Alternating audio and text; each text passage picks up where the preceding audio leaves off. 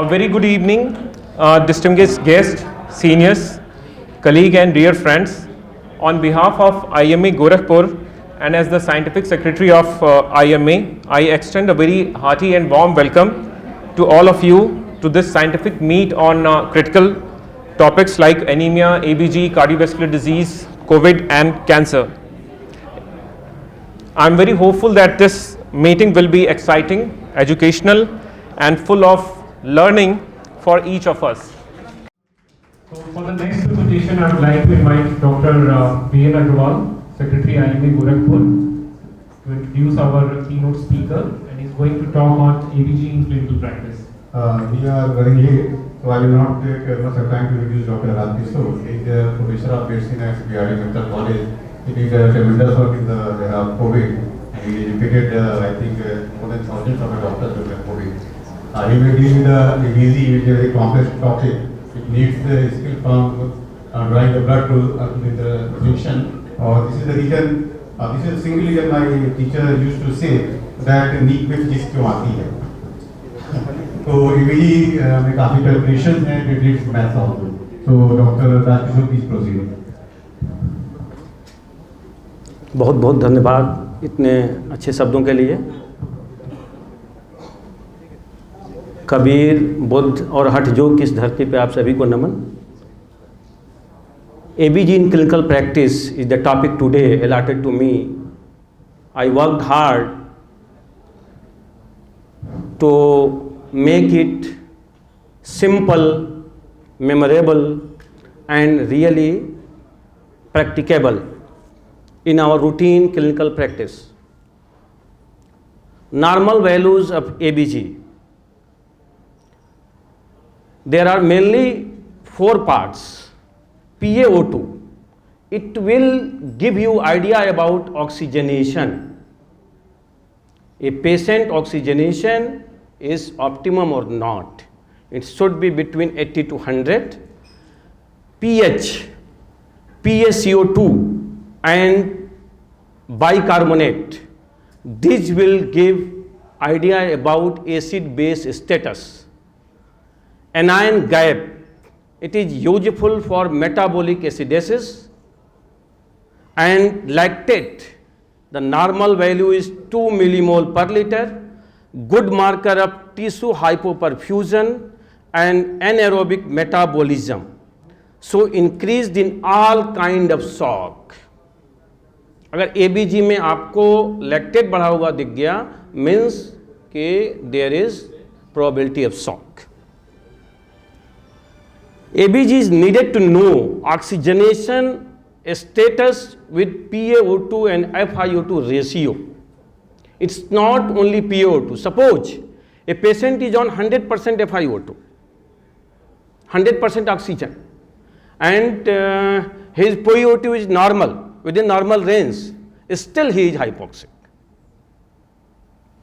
Acid-base status with pH, PaCO2 and bicarbonate, ventilation status with PaCO2, and also ABG will also give quick assessment of lactate, electrolytes, blood glucose, hemoglobin, hematocrit, anion gap and osmolality.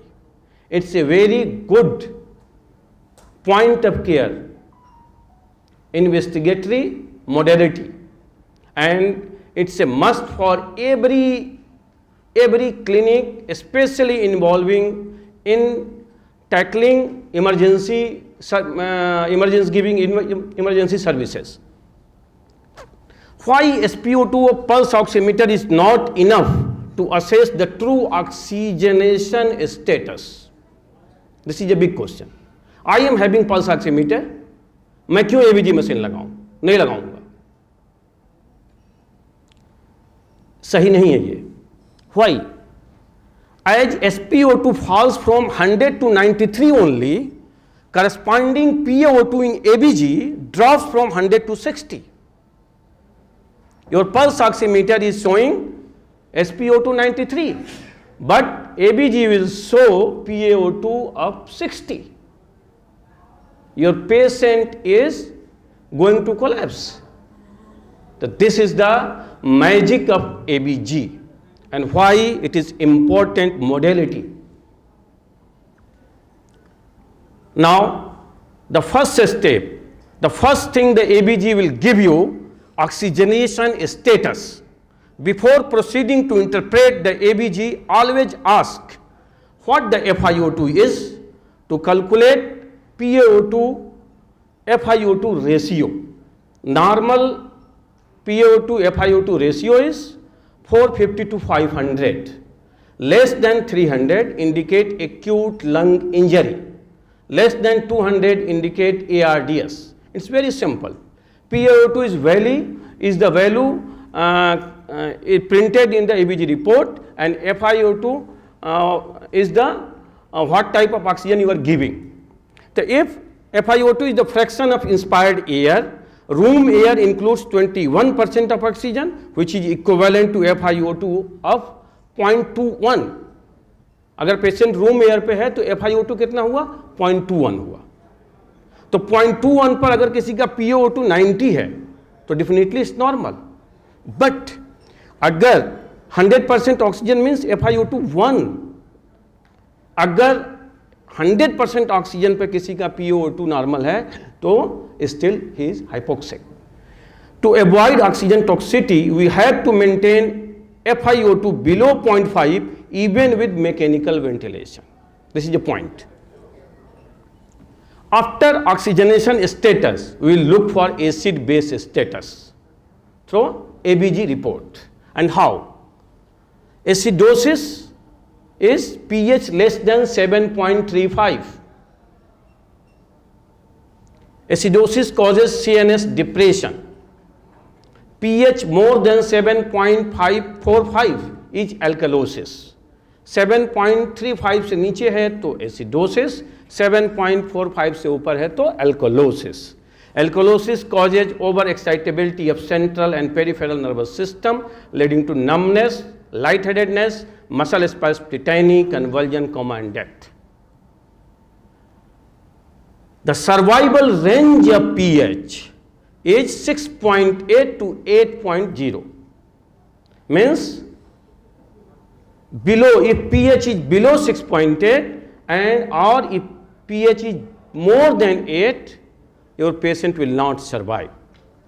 This is the survival range, and the normal range is in between 7.35 to 7.45, very narrow range. And within this narrow range, your pH is being maintained during health. We all are here and we all are having normal pH. Otherwise, you will be ill.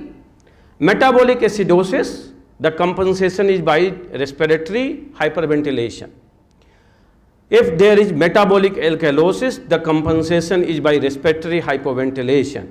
And if there is respiratory acidosis or alkalosis, compensation is by renal compensation.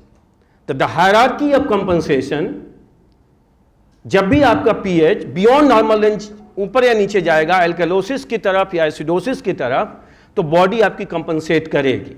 And the hierarchy of compensation comes from, first come from chemical buffer which are bicarbonate, phosphate and protein buffers, and the second line of defense against pH shift, that is physiological buffer. First one to come is respiratory mechanism and the second one is renal mechanism.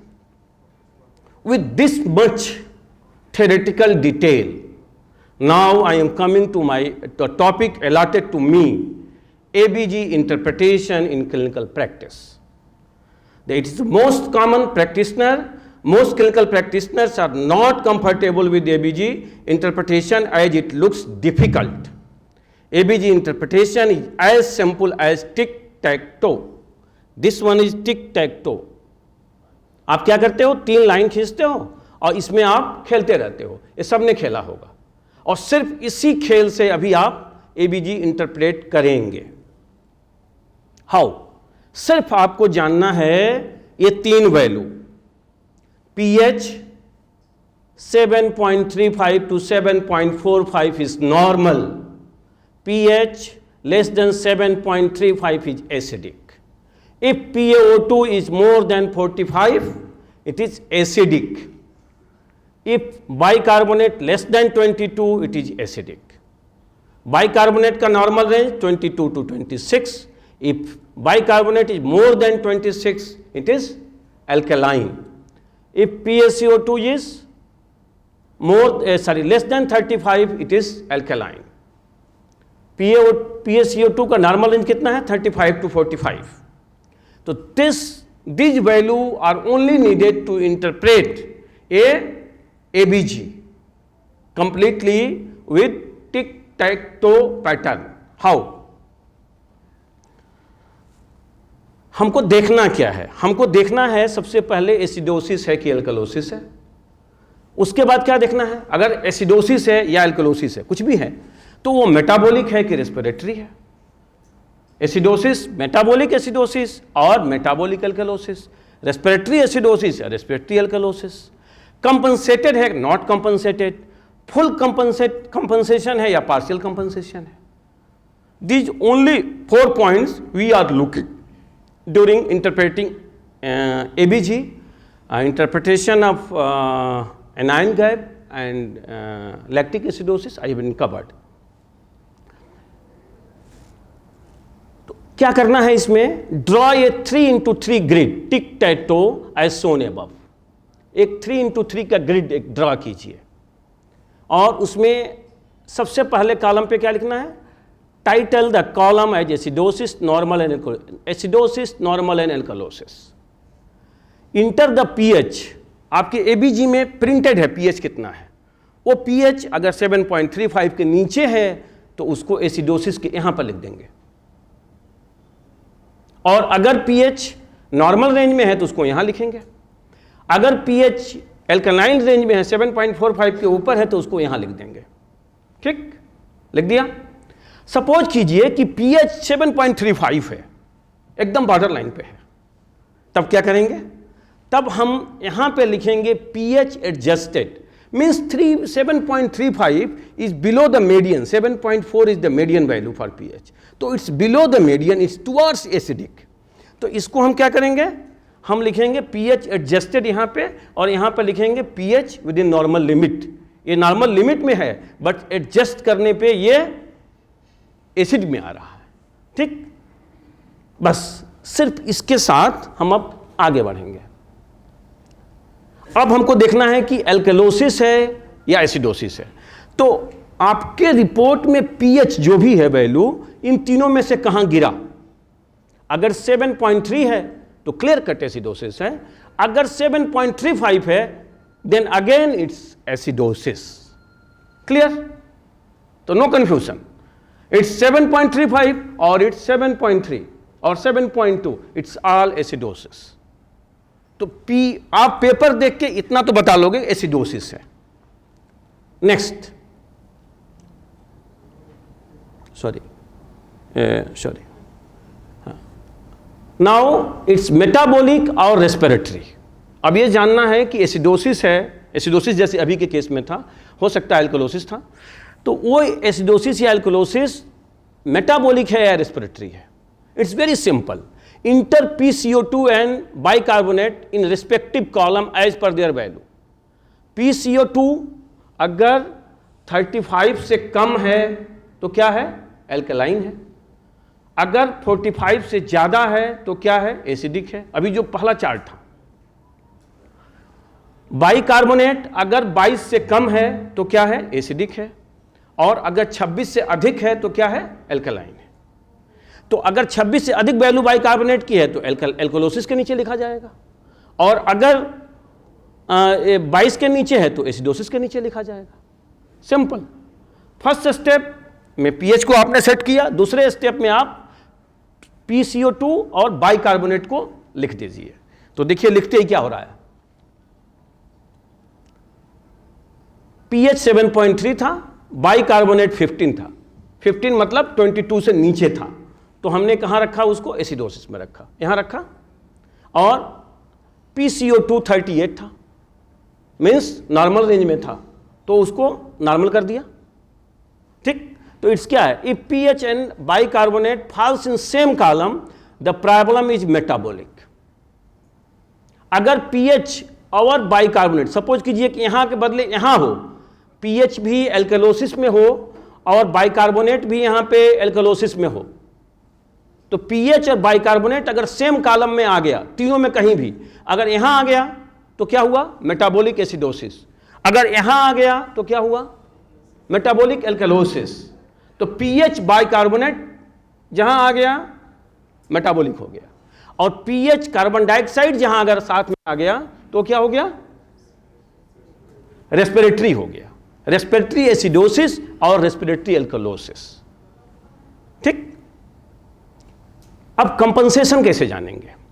अब 3 ही value है, तो एक value तो pH के साथ कोई ना कोई आ जाएगी, मस्त है ये। एक वैल्यू कोई ऐसी होगी जो आउट इसके दोनों के बाहर जाएगी। तो अगर वो जो value not related with deciding it is metabolic acidosis और एल्कलोसिस और रेस्पिरेटरी एल्कलोसिस और एसिडोसिस, तो that value if it is normal it is there is no compensation, if it is rest there is compensation. Simple. तो acidosis है कि नहीं ये पता लगा लिया, एसिडोसिस है कि एल्कलोसिस है।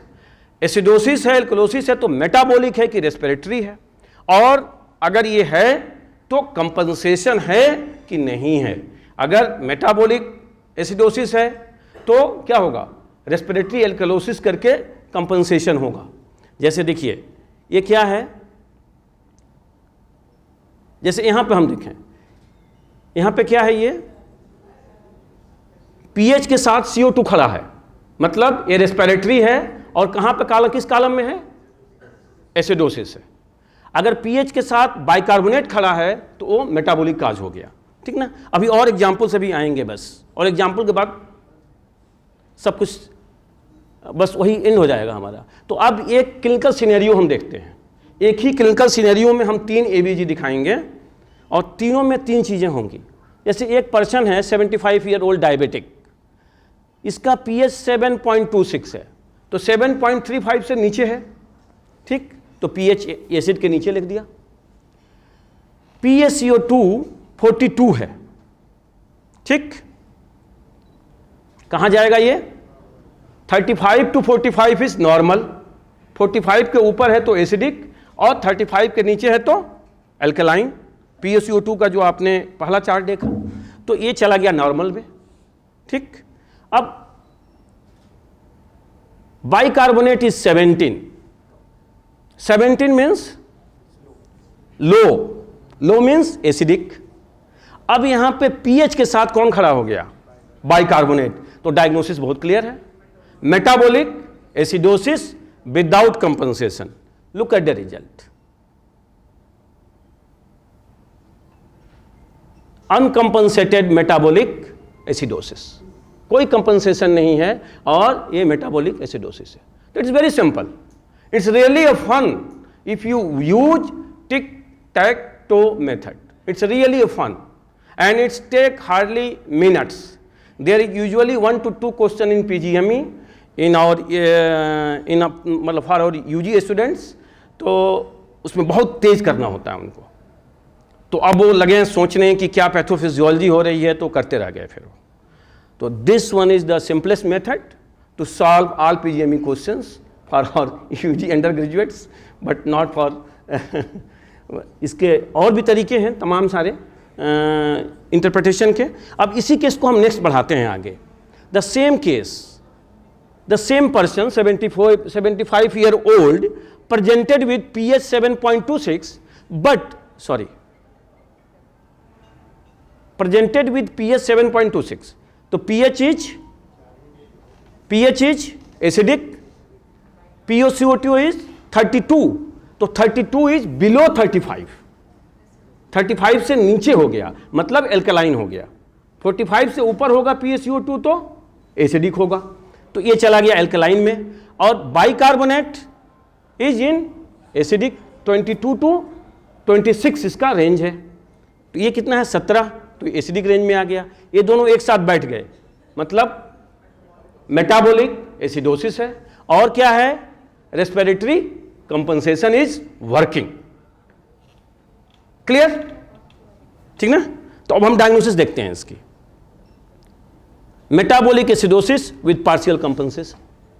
Why partial compensation? Why not complete compensation? Because pH not comes normal, even compensation is working.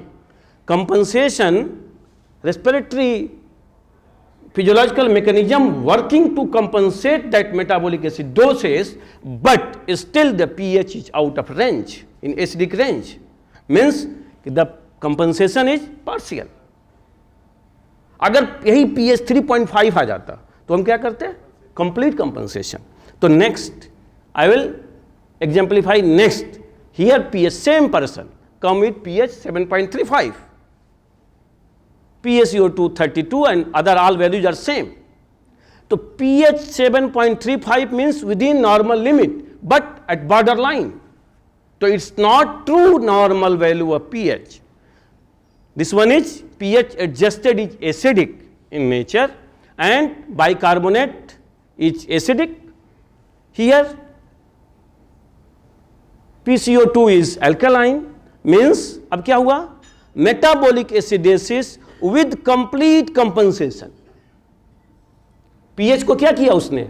Normal ला दिया यहाँ पे सेम पेशेंट में, pH यहाँ नॉर्मल आ गया. इसके पहले एग्जाम्पल में pH नॉर्मल नहीं था.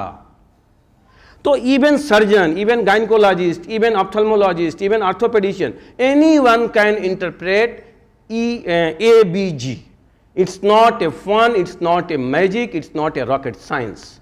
It's very simple to interpret an ABG in only 2 to 3 steps. So what is your diagnosis here? Metabolic acidosis with complete respiratory compensation. You can practice ABG interpretation. This one is the very good link, web link.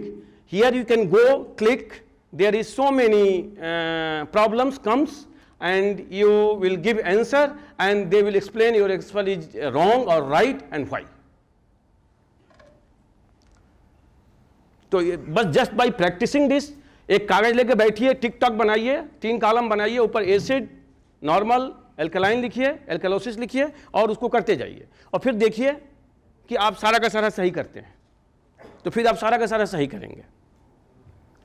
ABG interpretation can be only interpreted in background of clinical condition, never goes only with ABC. Second thing, ABG do not dictate the management, it is just an adjunct to clinical evaluation. It will give you idea about pathophysiology. Treat the underlying cause, not the ABG report. This is the final message.